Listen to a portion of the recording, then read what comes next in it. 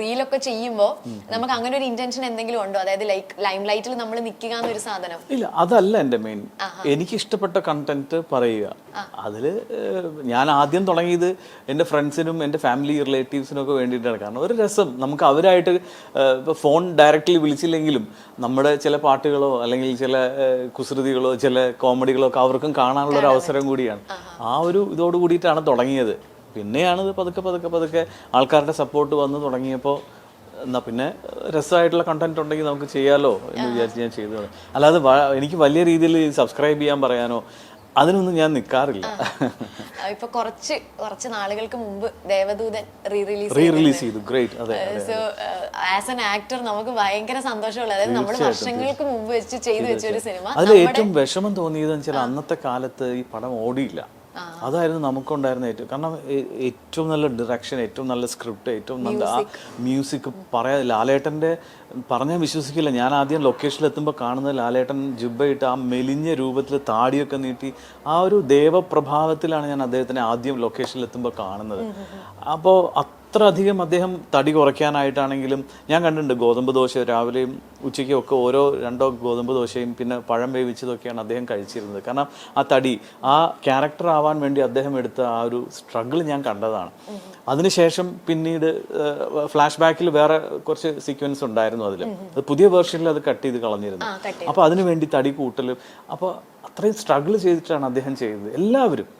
എന്നിട്ട് അത് തിയേറ്ററിൽ ഓടാതിരുന്നപ്പോൾ വളരെയധികം വിഷമം തോന്നി. പക്ഷെ അതൊക്കെ ഇത്രയും കാലത്തിന് ശേഷം കേരളത്തിലെ ജനങ്ങൾ അത് ഏറ്റെടുത്ത് ഒരു കൾട്ട് ഫിലിമായിട്ട് അത് മാറി. നല്ല ആർട്ട് ഒരിക്കലും മോശമാവില്ല. അത് റീ റിലീസ് ചെയ്തപ്പോൾ കറക്റ്റ് അത് അന്നത്തെക്കാളും ഹിറ്റായിട്ടായിരുന്നു രണ്ടാമത് ഓടിയത്. അത് വളരെ സന്തോഷമുണ്ട്. Thanks to Kerala people, film lovers. Cut ചെയ്ത് കുറച്ച് പോർഷൻ പോയതിൽ സങ്കടമുണ്ടോ? ഇല്ല, ഇപ്പൊ സങ്കടമില്ല. കാരണം അതിലുണ്ടായിരുന്നത് ജഗതി ചേട്ടനായിരുന്നു. എനിക്കും ജഗതി ചേട്ടനുമായിട്ടുള്ള കോമ്പിനേഷൻസ് ഉണ്ടായിരുന്നു.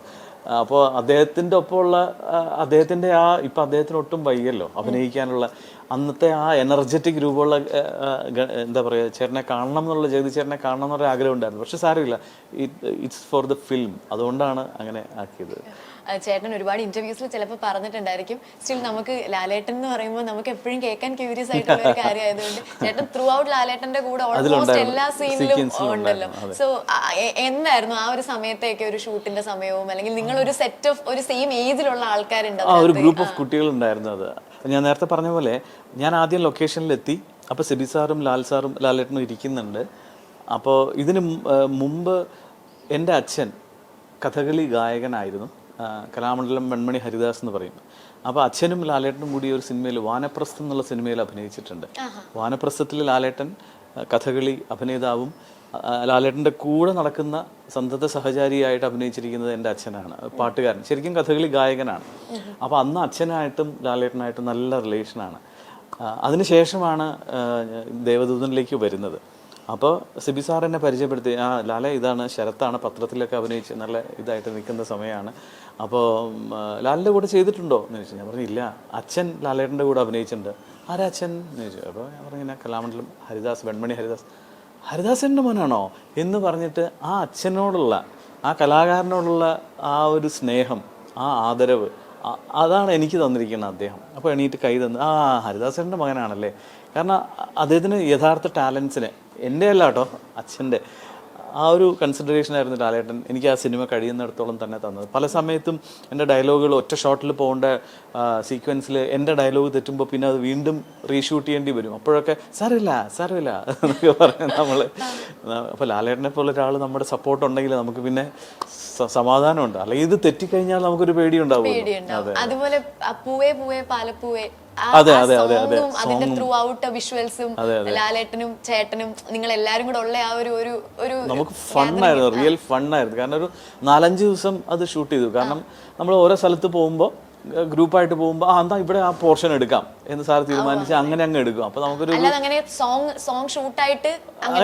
അങ്ങനെ ഉണ്ടായിട്ടുണ്ട്. പക്ഷെ ഈ ഔട്ട്ഡോർ ഒക്കെ പോകുമ്പോൾ നല്ല സ്ഥലം കാണുമ്പോൾ നമുക്ക് അങ്ങ് എടുത്തേക്കാം എന്ന് വിചാരിച്ചിട്ട് അങ്ങനെ കുറെ സംഭവങ്ങൾ. അപ്പോൾ ലാലേട്ടൻ്റെ കൂടെ കുറച്ച് ദിവസം അത് ജീവിതത്തിൽ ഒരിക്കലും മറക്കാൻ പറ്റാത്ത അനുഭവമാണ്.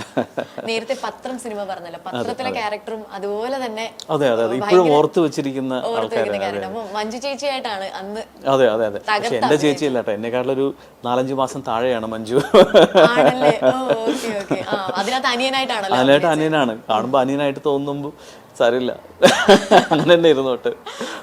അപ്പൊ ആ സമയത്തെ ഒരു മെമ്മറി ഒക്കെ നമ്മളോടൊന്ന് ഷെയർ ചെയ്യുമോ? അത് ജോഷി സാറിന്റെ സെറ്റ് ആകുമ്പോൾ നമുക്ക് ഇത് സിബി സാറിന്റെ പോലെയല്ല. നമുക്ക് ജോഷി സാർ എന്ന് പറഞ്ഞ ഒരു സിംഹമാണ്.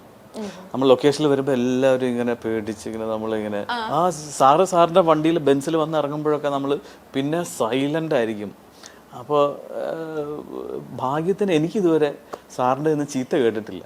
അല്ലെങ്കിൽ ഡയലോഗൊക്കെ തെറ്റിക്കഴിഞ്ഞാൽ ചീത്തയൊക്കെ പറയുന്നതാണ് ലൊക്കേഷനിൽ, പെട്ടെന്ന് വരുന്നടാ ഇവനൊക്കെ എന്നൊക്കെ. പക്ഷെ ദൈവം സഹായിച്ച് എനിക്കതിൽ ഇല്ല കിട്ടിയിട്ടില്ല. പക്ഷെ തല്ല് കുറച്ചൊക്കെ ഉണ്ടായിരുന്നു, സൈക്കിൾ ചവിട്ടുന്ന. അതെ അത് പിന്നെ അതിന്റെ വേദന ഇപ്പോഴും എൻ്റെ കാലിലുണ്ട്. അത് സ്ഫടികൻ ജോർജ് ചേട്ടനും ഞാനുമായിട്ടുള്ള സീനാണ്. മറ്റേ കത്തി ഉരിപ്പ് കൊന്നുകളയോടാന്ന് പറയും.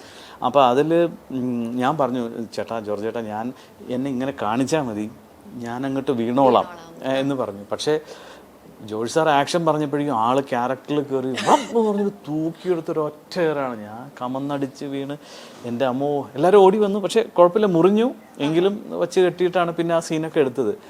2 ദിവസം നല്ലവണ്ണം വെയിലും തല്ലുമായിരുന്നു എനിക്ക്.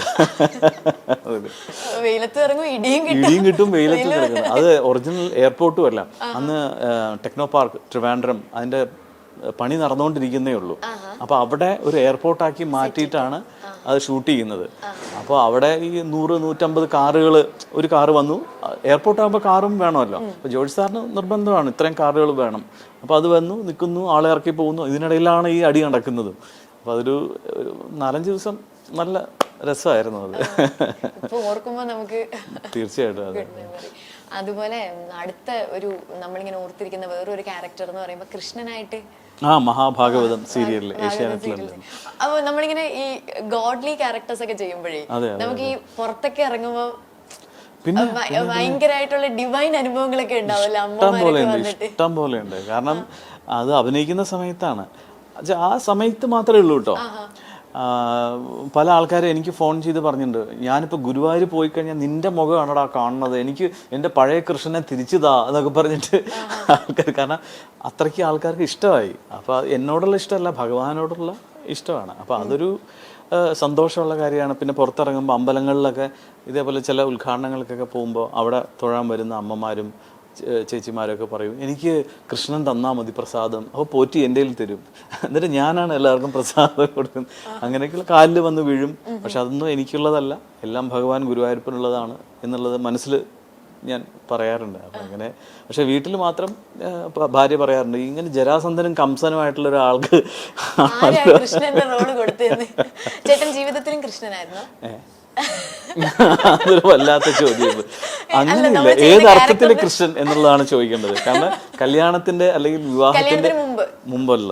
അങ്ങനെ ശ്രീകൃഷ്ണനായിട്ട് ഒന്നും എന്നെ കണക്ക് കൂട്ടണ്ട. പക്ഷെ ആൾക്കാരോടൊക്കെ നല്ല രീതിയിൽ സമാധാനത്തോടുകൂടി പെരുമാറാൻ ശ്രമിക്കുന്ന ഒരു വ്യക്തിയായിരുന്നു. അതുകൊണ്ട് ശ്രീകൃഷ്ണൻ ഒന്നും അല്ലേ. ആള് സീനിയർ ഓഡിയോളജിസ്റ്റ് ആണ്, തിരുവനന്തപുരം കിംസ് ഹോസ്പിറ്റലില്. ആള് 10-17 വർഷമായി അവിടെ തന്നെയാണ്. പിന്നെ 2 മഞ്ജു, പിന്നെ 2 പെൺകുട്ടികളാണ്, വേദ, ധ്യാന. വേദ ഇപ്പോൾ +2 കഴിഞ്ഞു, വെല്ലൂർ ട്രൈ ചെയ്യാണ് ആള്. പിന്നെ രണ്ടാമത് ധ്യാന, ഷീസ് 9th-ലാണ്. പിന്നെ അമ്മ സരസ്വതി ഹരിദാസ്, ആള് കൂടെയുണ്ട്. അങ്ങനെ പോകുന്നു. എന്റെ അമ്മയുടെ പേര് സരസ്വതി. ഓക്കെ ചേട്ടാ, അതുപോലെ വേറൊരു കാര്യമേ, ചേട്ടന്റെ മറ്റേ ഭ്രമണം സീരിയൽ എന്ന് പറഞ്ഞു കഴിഞ്ഞാൽ വളരെ ഹിറ്റായിട്ട് പോയ സീരിയലാണ്. അത്രയ്ക്ക് ഹിറ്റായി പോയ സീരിയലാണ്. മഞ്ഞുരുകും കാലം പോലൊക്കെ തന്നെ നമ്മൾ ഇപ്പോഴും ഭ്രമണത്തിന്റെ ഷോർട്സ് വരും ഇൻസ്റ്റാഗ്രാമിൽ. എനിക്കിപ്പോഴും ആൾക്കാർ അയച്ചു തരാറുണ്ട് വെടികൊണ്ട സീനൊക്കെ. ചേട്ടൻ വെടികൊണ്ട സീൻ ഒത്തിരി ട്രോള് വന്നതാ. ഈ യൂട്യൂബിൽ അടിച്ചുകൊടുത്ത അങ്ങനെ ചേട്ടന്റെ പേരടിക്കുമ്പോൾ ട്രോളൊക്കെ വരും. അപ്പൊ ഈ സീൻ ചെയ്യുന്ന സമയത്ത് അത് ട്രോൾ ചെയ്യപ്പെടുമായിരിക്കും, അല്ലെങ്കിൽ എന്തെങ്കിലും ഒരു സംശയം തോന്നിയിരുന്നോ ചേട്ടൻ ഇത് കുറച്ച് ഇംപ്രൂവൈസ് ചെയ്യണമായിരിക്കും? ഈ ട്രോൾ ജനത ഉണ്ടല്ലോ, അവര് ഏതിലാണ് കയറി പിടിക്കുന്നതെന്നുള്ളത് നമുക്ക് ഒന്ന് ഈശ്വരന് മാത്രമേ അറിയുള്ളൂ. ഈ ട്രോൾ ഏതിലാണ് വരുന്നതെന്നുള്ളത്. അതുകൊണ്ട് നമ്മൾ വളരെ കഷ്ടപ്പെട്ട് സത്യസന്ധമായിട്ടാണ് അഭിനയിച്ചത്. ഇപ്പൊ ജോയ്സി സാറാണ് അതിന്റെ എല്ലാം. അപ്പോൾ ജോയ്സി സാർ ഒരു ഡോക്ടറെ വിളിച്ചു. അതായത് സാർ സ്ക്രിപ്റ്റ് എഴുതുമ്പോൾ തന്നെ നെറ്റിയിൽ വെടി കൊള്ളുമ്പോൾ എങ്ങനെയാണ് ഒരു ഡെഡ് ബോഡി അല്ലെങ്കിൽ എങ്ങനെയായിരിക്കും അപ്പോൾ പറഞ്ഞു ഒരു മനുഷ്യന്റെ റിയാക്ഷൻ അല്ല എന്തായിരിക്കും ആ ഡെഡ് ബോഡിയുടെ അവസ്ഥ. അപ്പോൾ 2 കണ്ണും മുകളിലേക്കാണ്. അപ്പോൾ ഇതായിരുന്നു എന്നോടും ജോയ്സി സാറ് പറഞ്ഞിരുന്നത്. പക്ഷെ എൻ്റെ കണ്ണ് മുകളിലോട്ടായപ്പോൾ ഒരു കണ്ണ് മാത്രം ഇങ്ങോട്ടായിപ്പോയി. അത് ടെലികാസ്റ്റ് ചെയ്യുമ്പോൾ കുഴപ്പമില്ലായിരുന്നു. പക്ഷേ ഇത് വന്നിട്ട് പോസ്റ്റ് ചെയ്തിട്ട് അത് ഫോട്ടോ എടുത്തിട്ട് അതിനെ അങ്ങ് ട്രോളാക്കി എനിക്ക് 2 ആഴ്ച വീട്ടിലിരിക്കാന്ന് വൃത്തിയില്ല. എല്ലാവരും ബന്ധുക്കളും ഫ്രണ്ട്സും എല്ലാവരും ഇത് തന്നെ ഇങ്ങോട്ട് അയച്ചു തന്നുകൊണ്ടിരിക്കും ഈ വെടി കൊണ്ട ഫോട്ടോ. ഇത് എന്ത് പറ്റി എന്ന് ചോദിച്ചാൽ ഞാൻ പറഞ്ഞത് സീരിയലാണ്, എനിക്ക് ശരിക്കും വെടി കൊണ്ടതല്ല, പിന്നെ എനിക്ക് വെടി കൊണ്ട് ശീലമില്ലാത്തതുകൊണ്ട് അങ്ങനെ ആയിപ്പോയതാണ് എന്നൊക്കെ പറഞ്ഞു.